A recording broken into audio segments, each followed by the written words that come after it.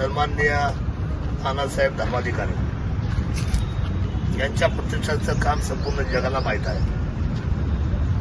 माणुसकी धर्म हा सर्वश्रेष्ठ धर्म आहे असे म्हणणारे नानाधिकारी यांनी या जगाला एक आदर्श अशा पद्धतीचा संदेश दिलेला आहे.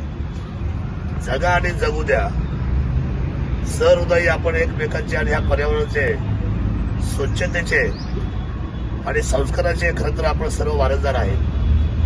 अशा अनुषंगाने नाना धर्माधिकारी या प्रतिष्ठानने एक वेगळ्या पद्धतीचा संदेश हा जगभरामध्ये दिलेला आहे. आणि भारत हे संस्काराचं बाहेरघर आहे. त्यामुळे या धर्माधिकारी प्रतिष्ठानच्या माध्यमातून आज नारायणगाव स्थित शिवभूमीमध्ये, हा नारायणगाव हे आमचं मोठं शहर आहे, मोठं गाव आहे. आणि तिथे सन्माननीय आमचे नेतृत्व करणारे आदरणीय सरपंच बाबूराव पाटे असतील,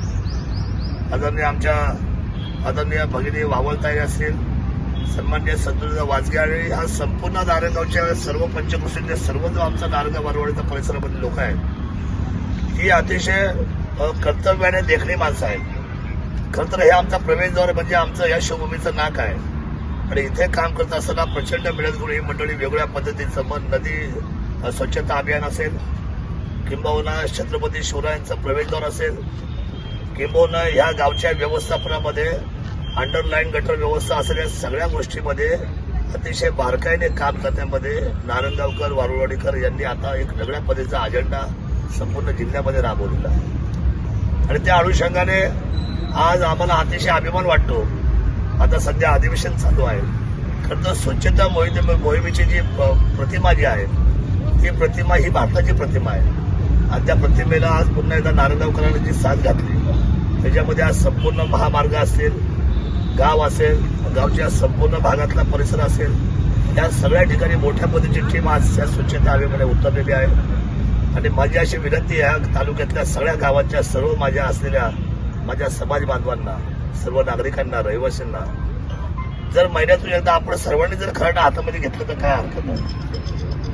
महिन्यातून एकदा आपण स्वच्छता मोहीम हातामध्ये घेतली, आपणच घ्यायची सर्वांनी आपापल्या गावापुरती.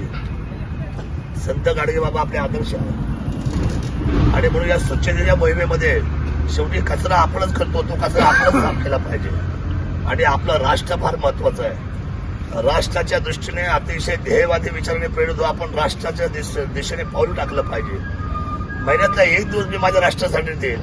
आणि हा विचार जर रुजला आपल्या सर्व पिढ्यांमध्ये, तर मला असं वाटतं की भारताचं आपण हे जे सार्वजनिक जे स्वरूप आहे, जे एकत्रीकरणाच्या निमित्ताने आपण विचार भावनेच्या निमित्ताने जे एकजूट करू, ती एकजूट मात्र भारताचं सामर्थ्य उभं करणार आहे. त्यामुळे या स्वच्छता मोहिमेला नारायणगावकरांना, विशेष म्हणजे बाबूराव पाटील त्यांच्या सर्व टीमला मी मनापासून ज्या शुभेच्छा व्यक्त करतो.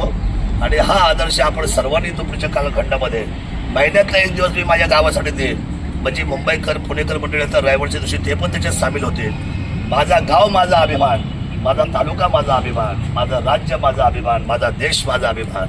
अभिमान या शब्दाबरोबर छत्रपती शिवरायांच्या स्वराज्याला जर सुराज्य करायचं असेल, तर मला असं वाटतं की ही विचारधारा अतिशय प्रेरणादायी आहे. मी नानासाहेब धर्माधिकारी या प्रतिष्ठानला मनापासूनच्या धन्यवाद व्यक्त करतो.